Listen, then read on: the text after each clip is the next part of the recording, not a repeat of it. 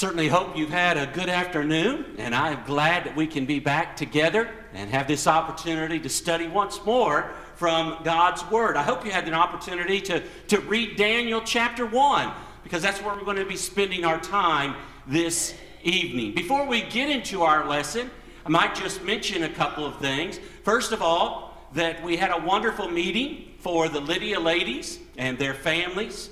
I know that this work has been going on in this congregation for a number of years. Some that were there said, I remember doing it when I was a girl, and I have fond memories of that. And I just want to say thank you to those who have been involved in this work in the past.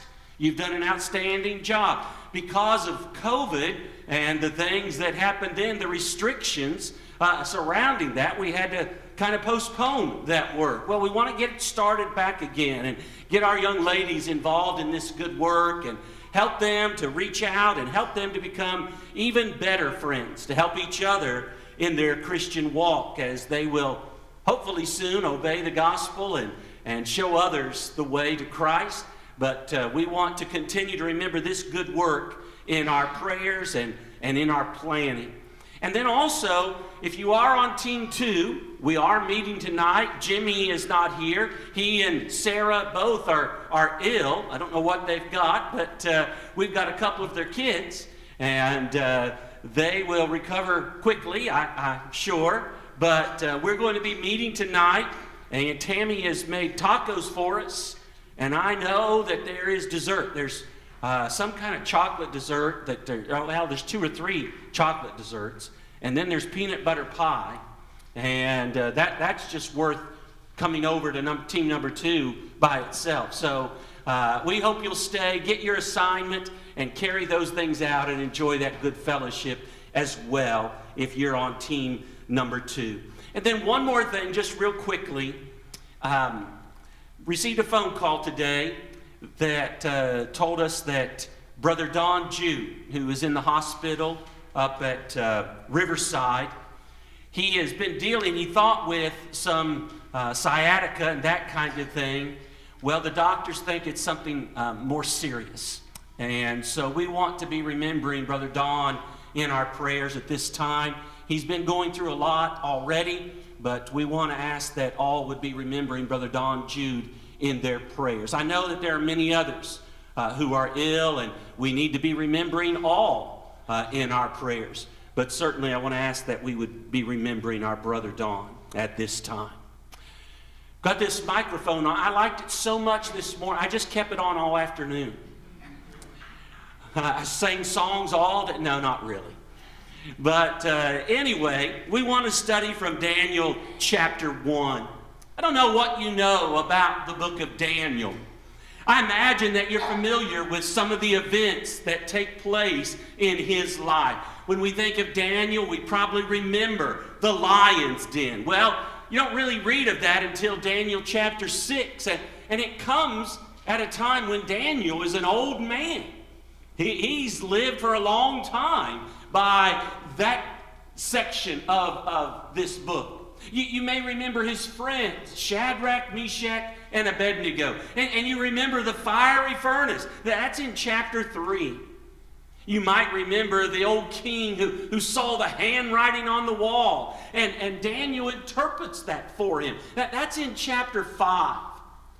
You may recall the great dream that Nebuchadnezzar had, that Daniel interprets for him there in chapter 2, that really gives us a picture of what was going to happen in the history of mankind for the next 600 years till the coming of Christ.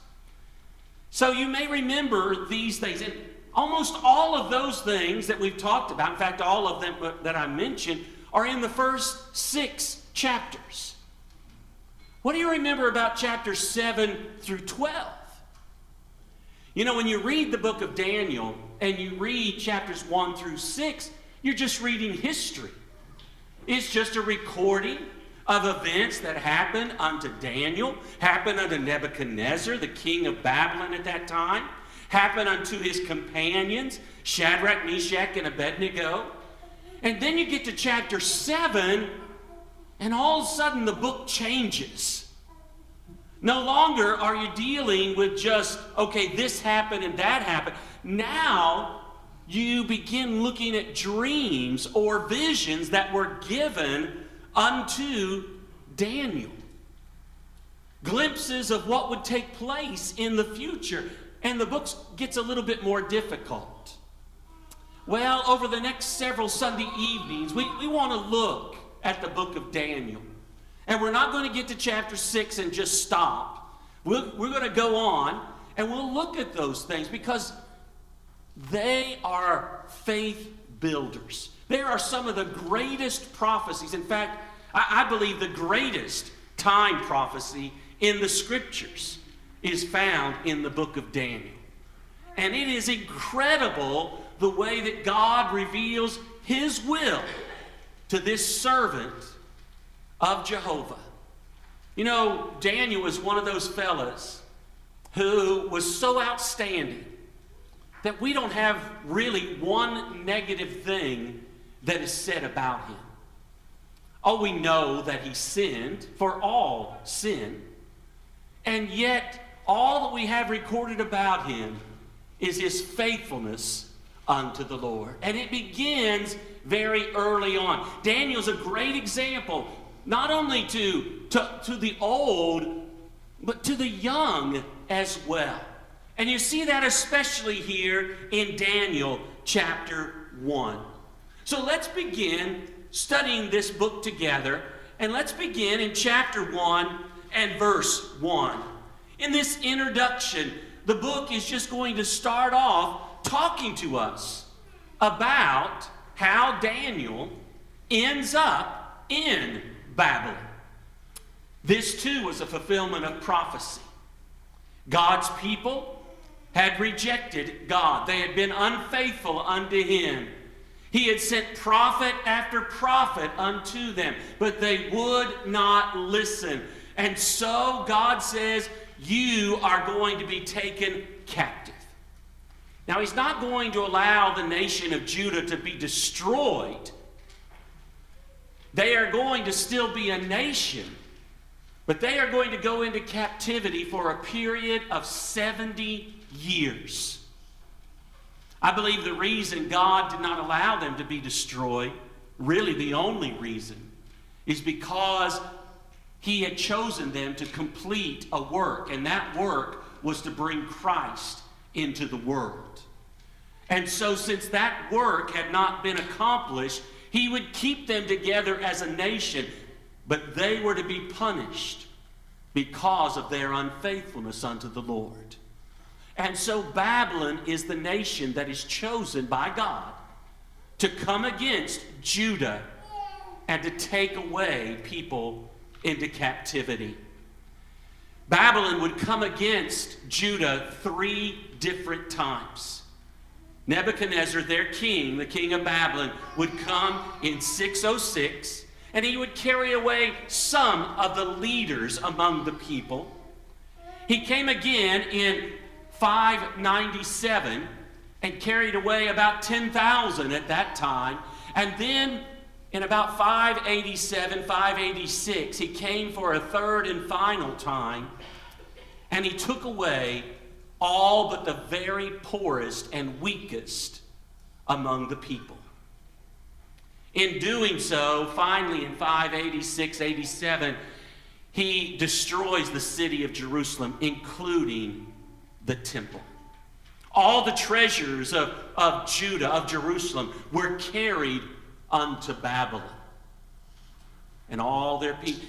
You know, when you think about those 3 times, it helps me, I don't know if it'll help you, but it helps me to remember in the first carrying away, 606, Daniel, Shadrach, Meshach, and Abednego are taken.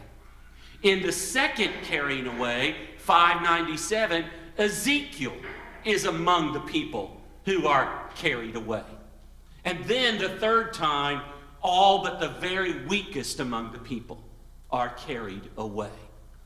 So with that in mind, let's begin looking here in Daniel chapter 1. In the 3rd year of the reign of Jehoiakim, king of Judah, came Nebuchadnezzar, king of Babylon, unto Jerusalem, and besieged it. It was a short sieging of the city. Nebuchadnezzar would receive word that his father, Nebuchadnezzar, had died. And so he would have to leave Jerusalem and go back to Babylon to be able to claim the throne. But this is the time when he comes and seizes the city of Jerusalem. It was in this 3rd year of the reign of Jehoiakim. You know, right away, we have a controversy when you begin looking at the book of Daniel. Because in Jeremiah 25 and verse 1, it says it was in the 4th year of Jehoiakim. So is there a contradiction? One says the 3rd year, one says the 4th year. No, not at all. What you have to understand is that in that day, there was no set formula for the gauging of time. I mean, we have a date today, right?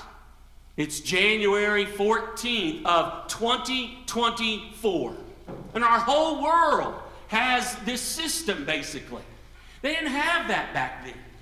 And so every nation had their own way of gauging the time. And normally they did it around the reign of their king. It was the 3rd year. It was the 25th year of the reign of so-and-so. Well, the reason for the difference here is that the way that the Babylonians counted was different than the way of the people of Judah.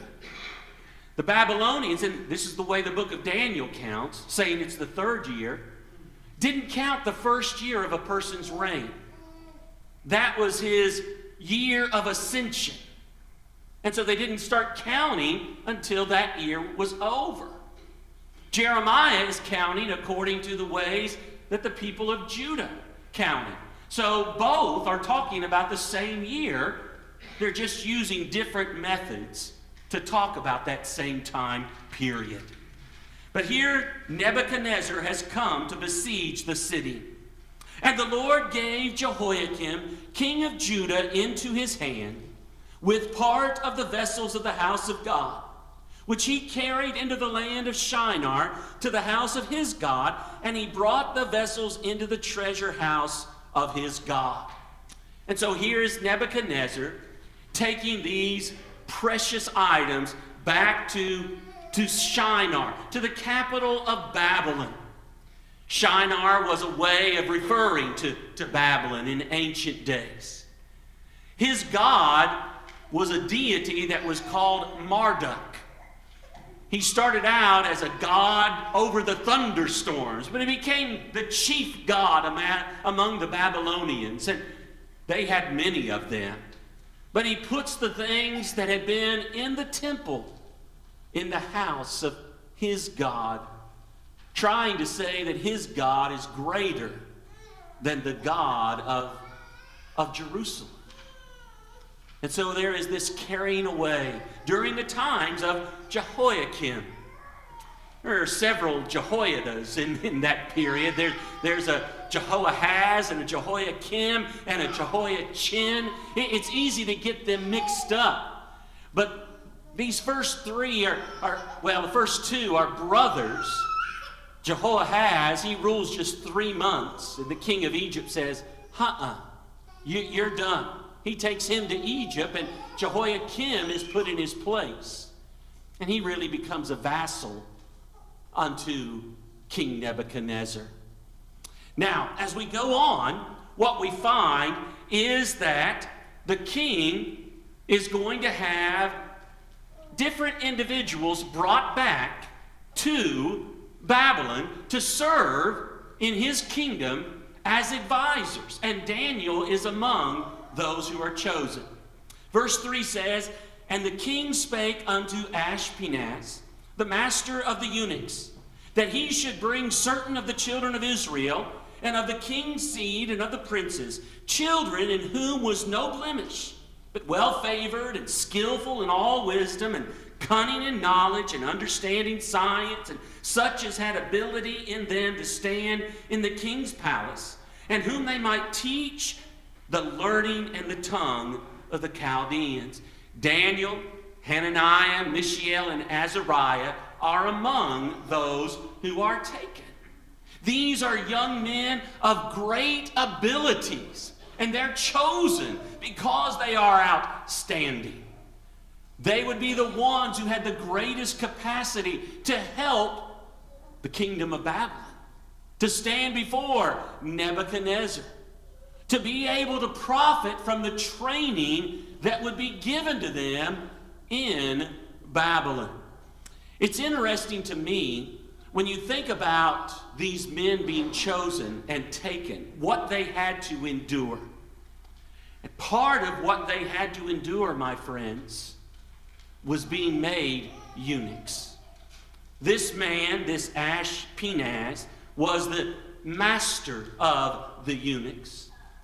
And the fact that Daniel and Hananiah and Mishael and Azariah were eunuchs was prophesied in the book of Isaiah, all the way back in the days of King Hezekiah.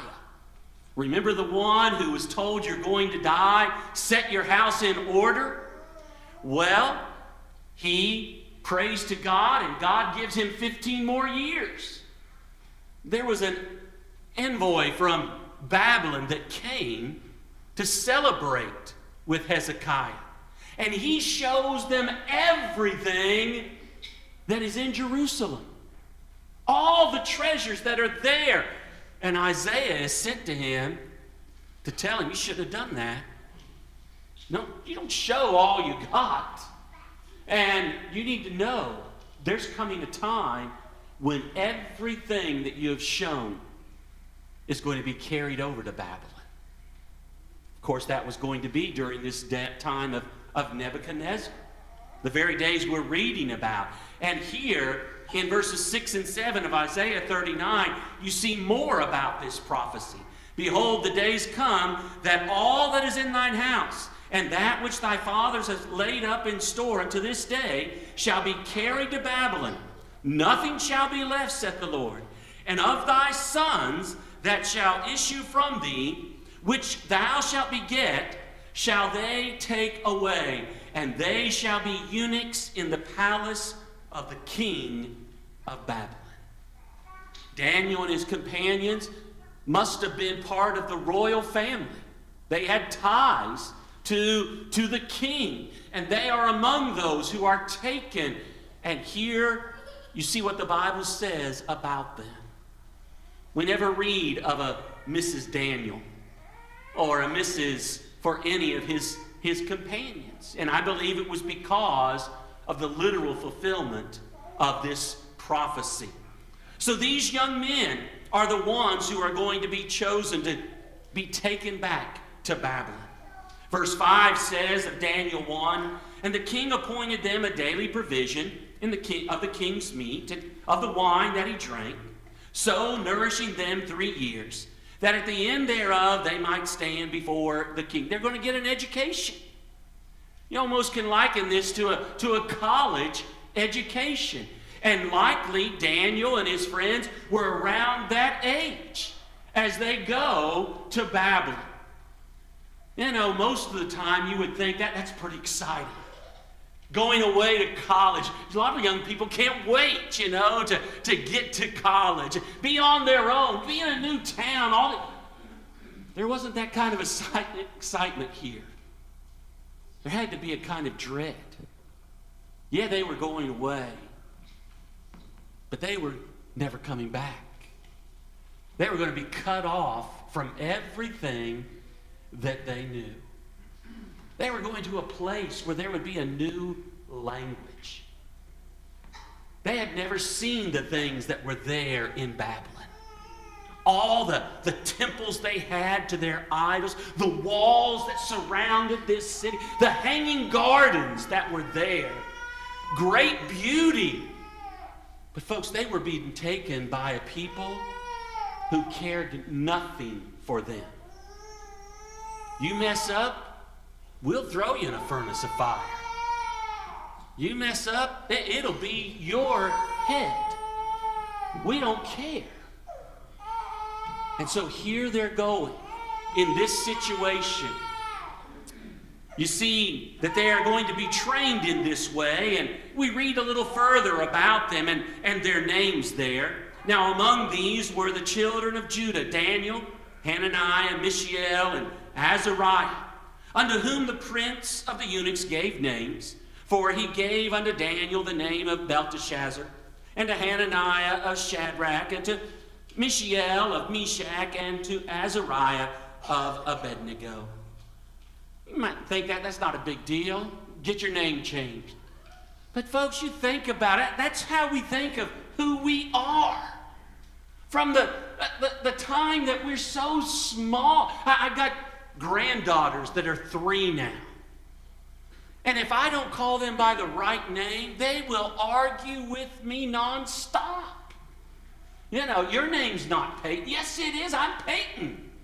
Well, Tammy has to make me stop because I guess I like to aggravate too much. But anyway, we identify with, and these names, you know, the names their fathers gave them, they're all connected to Jehovah.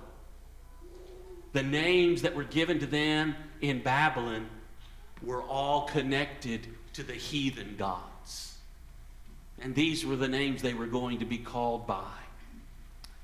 We're running short on time here. I need to leave time for Brother Peter as we have our family Bible time tonight. So I'm just going to kind of quickly go through this here in verse 8 on through about verse 16. I'll let you read that for yourself. But what happens here is that Daniel and his friends make a determination.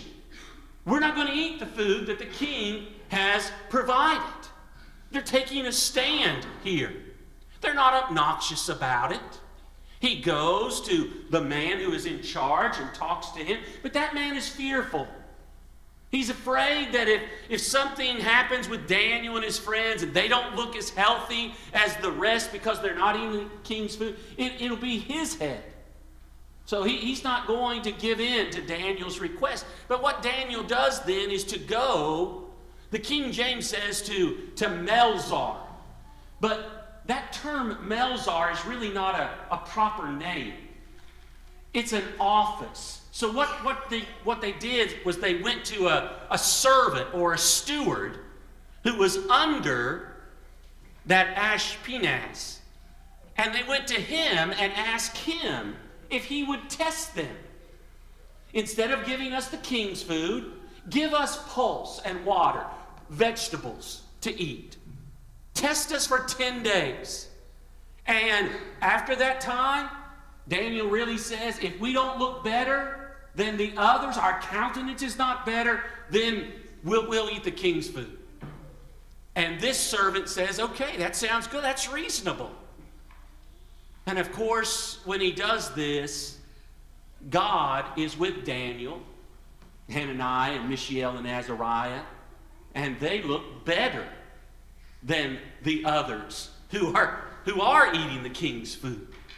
And so they're able to continue on this diet that met the Jewish code. Now, a couple things there about the king's food.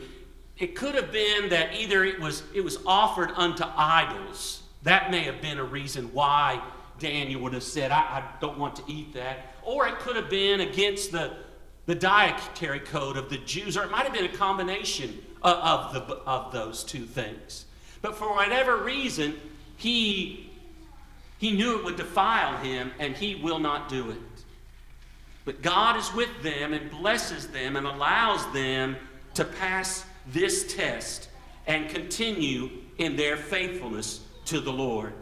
In verse 17 on through verse 21, the end of the chapter here, what you find is that Daniel and Hananiah, Mishael and Azariah are able to complete their training, and they are evaluated by the king, Nebuchadnezzar.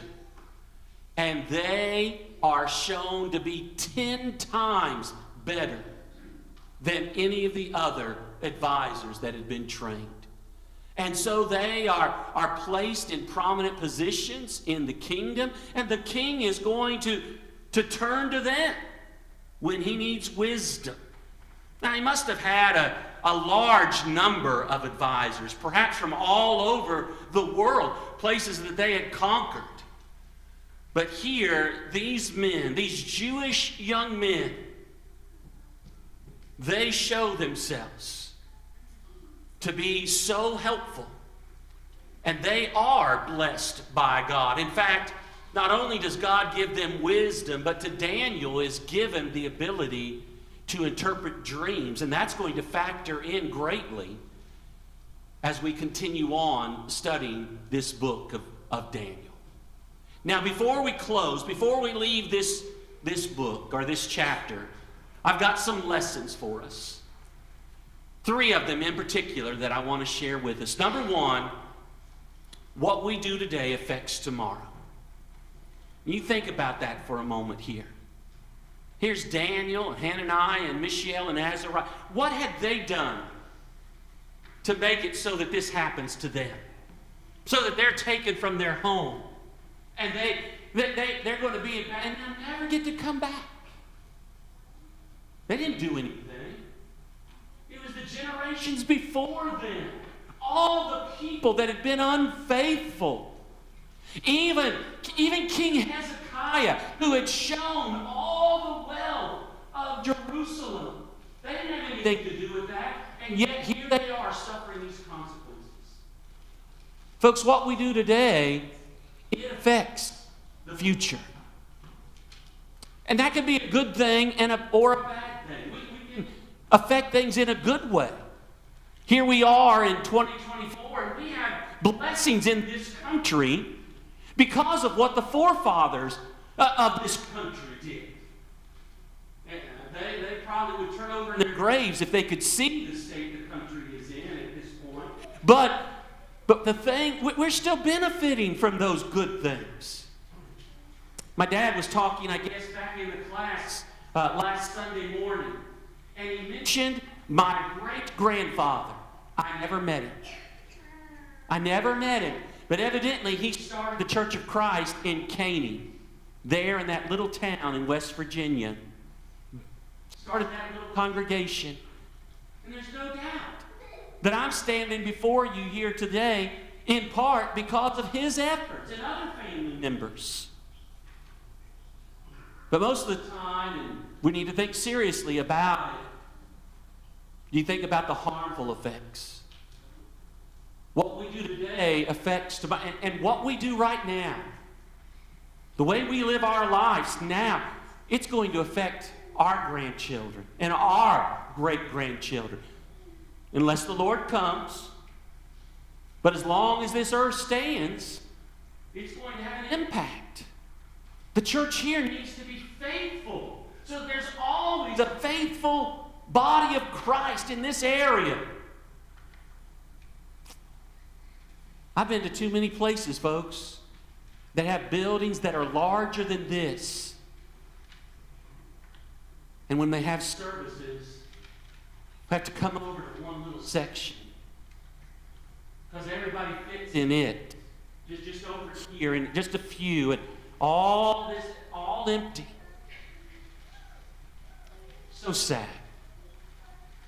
What we do here, what we do today, it affects tomorrow. Now here's the next one, and that is never let education destroy your faith. I don't know all that Daniel and his friends were taught, but I know they were taught some false ideas.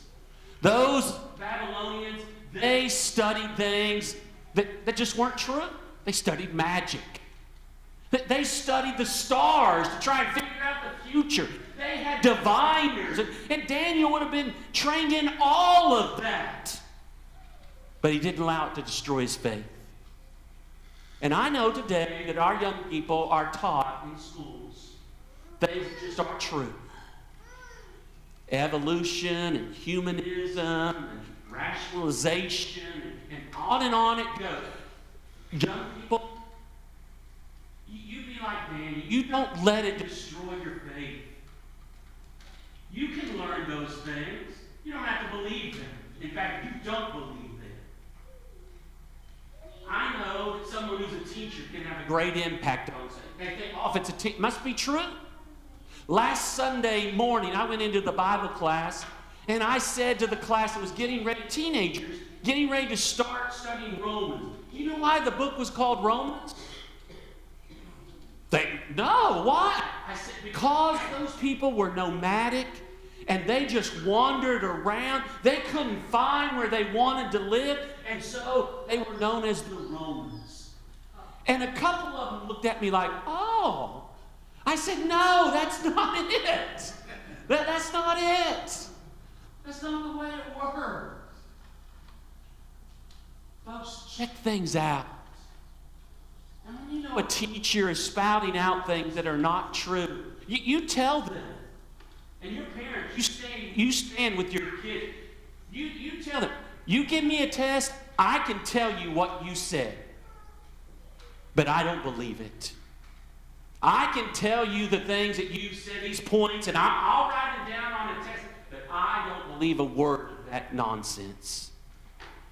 And my friends, when you get into higher education, if you ever get to the point where your studies are causing you to lose your faith, you quit your studies. You get as much education as you can, but you never allow it to destroy your faith. And then there's this idea, and that is you be faithful no matter where you are. Daniel, Hananiah, and Mishael, they were on their own. Mom and Dad aren't there anymore. All those people in Jerusalem, they're not there. There's nobody there to tell them to be faithful to God. But they were. But they were. And no matter where you go, you be faithful to God. You've got to make the faith your faith. I know you've heard things like this before, but you go to college, and even if you go to a Christian college, when I went to Ohio Valley Christian school, I thought, Tim, you better straighten up. I mean, this is a Christian college, and you better walk the line. You better behave, and you better straighten up. The first Sunday, half the student body stayed in bed. I got on a bus to go to church. It was empty. Mom and Dad weren't there to say, hey, get up. Time to go to bed, or time to go to church. Not to bed, they were in bed. They weren't there. Folks, no matter where you go, you be faithful to the Lord. Daniel found himself in the capital of hedonism for the world, Babylon, with all of its idolatry.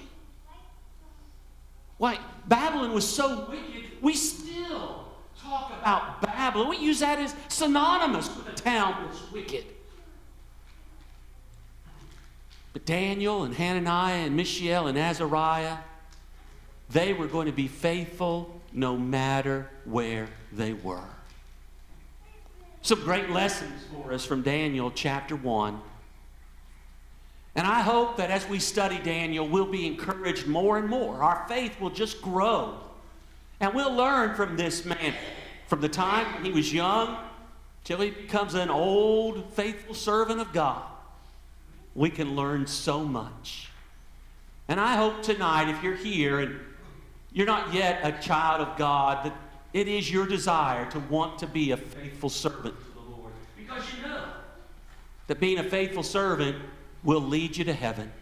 And so tonight, if you need to obey the gospel, or if you're one who has obeyed but you've fallen away and need to come back, this invitation's for you. Won't you come as we stand and sing this good song?